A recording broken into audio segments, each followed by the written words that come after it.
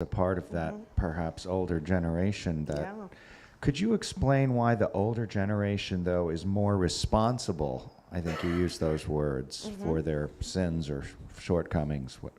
Could you elaborate on that? Because I would think the younger generation complaining in the desert, falling, into temptations of various kinds, and Right. hearing the covenant but not living up to it, as we all do, would also be responsible. I mean, Aaron and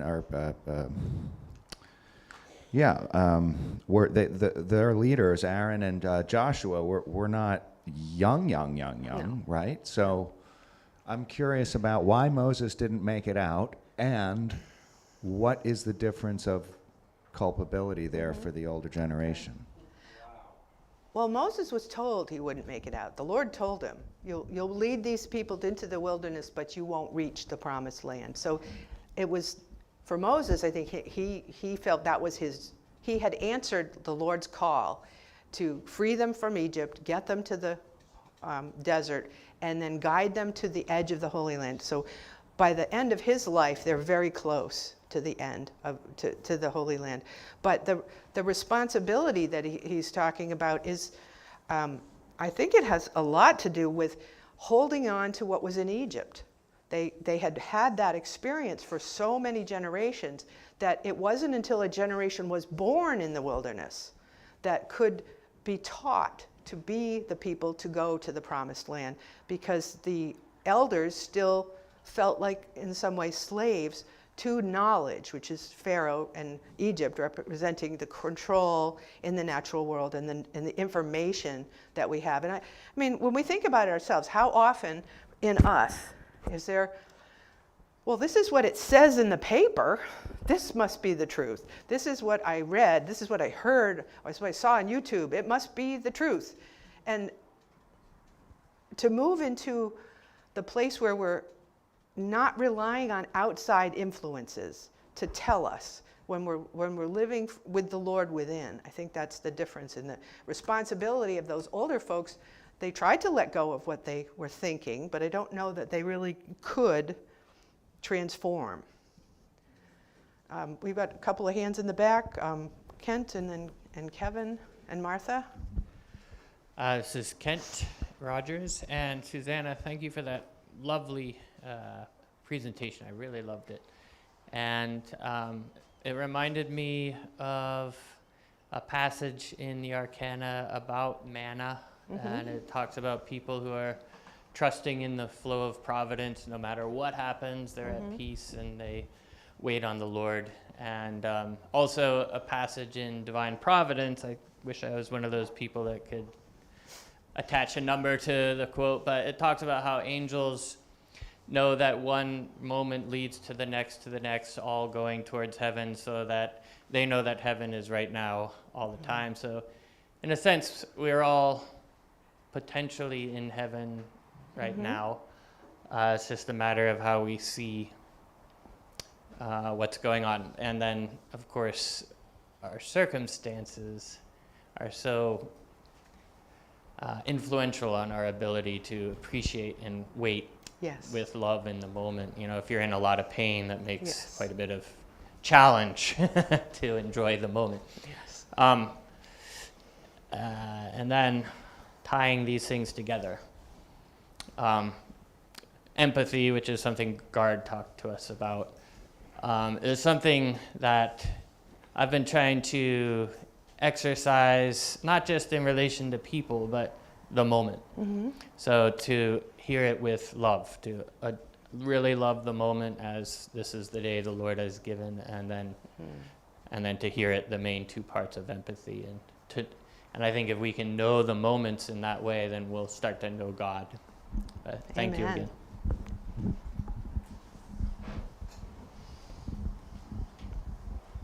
It's Kevin again. I just wanted to Evan, when the issue of Moses entering the Holy Land came up at Almont this year, the exact same question, the exact same struggle about why didn't Moses get to see it?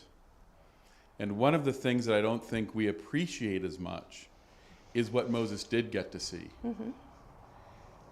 Moses is a transitional, if you go right to the hardcore truthy writings of Swedenborg, right? It's the transition from the ancient church to what Swedenborg calls the Israelitish church. It's a little bit painful to, use some of his language, right? But Moses is a transitional figure between that. And he actually does see the transformation through the construction of the tabernacle and the ark.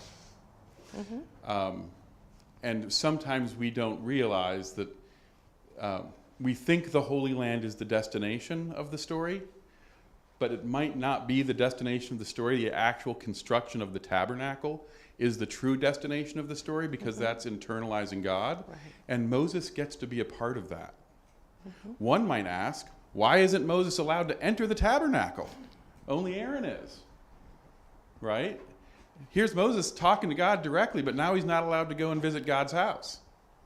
To me, that's an interesting question, but the idea of getting into the Holy Land, the gift that Moses was given is incredible in that transitory moment.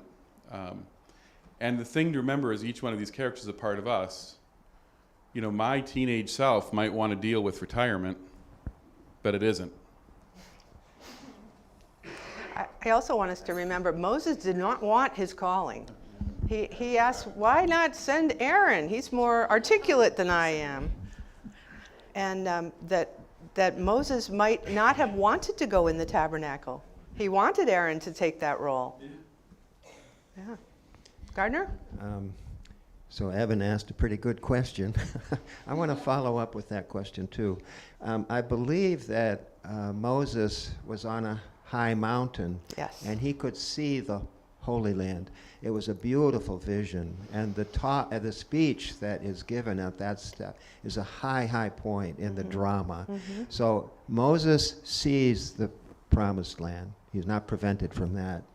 But just to add one metaphor of the idea that these characters in this human drama are all Part of yeah. us. We're characters in a human drama, and that so once we internalize that, we realize that dying is not what we think on the natural physical level.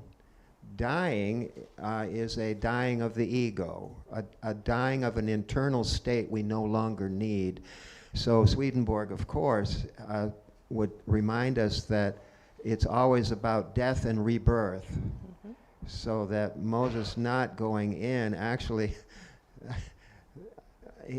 in a way, okay, so the idea of death is a good thing in that respect. And knowing that in the promised land there was no lack of problems going forward. It wasn't like they were going to the land of milk and honey and everything was hunky-dory. They had their battles to fight. So Moses, who was a reluctant participant initially, I can see that he might have felt, job well done. I got him to this edge, and now I can go in peace. Martha? Yes, I want to go back to Evan, and I think that it was a compliment to think the older people would have it and the younger people wouldn't. But we have to remember that these really represent ideas and feelings that we have. And those older people, it was like shedding. They were shedding all the former ideas, and the representation of the younger people coming up were bringing through the new ideas. So therefore, the new people could enter because they had shedded all their old habits and their old ideas. And then to what God said, you think Moses didn't make the Holy Land, but he made the best Holy Land of all. He got there, he got to the best part. Val has a question. Oh, Kent and then Val. Yeah, it's Kent again. And I guess the minister in me has to weigh in here. But the reason Moses was forbidden was he hit a rock and the water came out and he said, "Look what I did for you." So I think it's taking credit for God's work that Oh. can never know heaven, because that's a self thing. Right.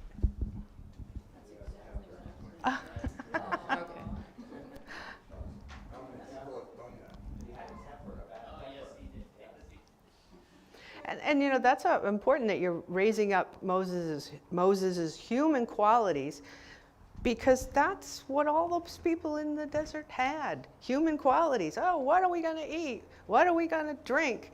Why did you take us out of Egypt? We were perfectly happy being slaves. Well, we're going to always complain and feel like certain things aren't right when we're thinking and experiencing from our ego that wants certain things. And when we can let that go, I mean, if you got the manna from heaven and the water and a promise that you're going to get somewhere someday, that sounds like it could be an okay way to live. And then just wait till the Lord gives you the step-by-step instructions. And I love that when Joshua goes into the Holy Land, when they're actually going to move, not when they go in to explore, but he says, "As for me and my house, we will follow the Lord." He makes it very clear that he's going to the Holy Land because the Lord told him that it's time to go. And I think it's important that we know that the Lord will tell us. We don't need to fuss and worry. What am I going to do next? I mean, I love the passage about the lilies of the field. You know, they don't work. They don't have problems. They just live and are beautiful. And we can do that too if we let the Lord guide us each day. Jesse in Colgate? That's exactly what I wanted to say was I love the paradox, and I experienced this personally, of you can't really let go of your anxiety until you let God take over, but it's so hard to let go of the anxiety because you're anxious about what's going to happen. So it's just like this big circle. And but when you do, then your anxiety goes away. And that's what happened when I did that. And that's one of the very important things about community. We have each other to talk out our anxieties with and allow other people to help us get a reality check on, you know, is it reasonable that I'm worried about every single day it might rain? I mean, you know, half the time it will, half the time it won't. And you just, if you speak your concerns, other people hear you. And that, in addition to knowing that the Lord is working with us and in us, knowing that we don't have to make tomorrow happen. That's really an amazing thing. Tomorrow will just kind of be, and then we try to stay in a loving space. We try to bring things up to each other. And I want to say about the waiting, it's sometimes in the waiting when we're upset, when you're anxious, when you're depressed, when you're sad, that when, and I know that child psychologists use the theory that if you are not feeling complete in yourself, you're not feeling the Lord's love, go out and help someone else. When you help someone else, the Lord comes to you and helps you do it, but also helps you see, oh, I wasn't in such a bad space after all. You know, that loving one another heals that sense of loneliness, the sense of uselessness, that helping another person, and I'll give you an example of this. When I retired, I got a bunch of flowers, a big bouquet of flowers from different people, and I was kind of feeling that lost in the wilderness feeling, and I just was preparing to come to Maine, and I thought, oh, I could go give my neighbor these flowers. And my neighbor's very nice. She takes my mail in when I'm gone. And I went over, and we had a lovely chat, and she told me all of her issues and what's going on. And, you know, I told her I was leaving for Maine and going to camp. And just the act of going to talk to her for 5 minutes and give her the flowers, since I wouldn't be able to enjoy them, I came home happy, you know, from being upset and unsettled. Doing something for another person helped lift my spirits. I just, on an earthly plane, as a baby boomer, this lecture doesn't do much for us, right? We need to be quiet, patient, reflective, and really careful about what wisdom we move forward with others. Because we have, at least in this country, we're driving an awful lot of bad things with our greed and other things. So as a larger group, maybe we should not see the promised land, but in a way, we need to be really reflective and not act in ourself about giving advice to people. We are at time, and I thank you all for your participation.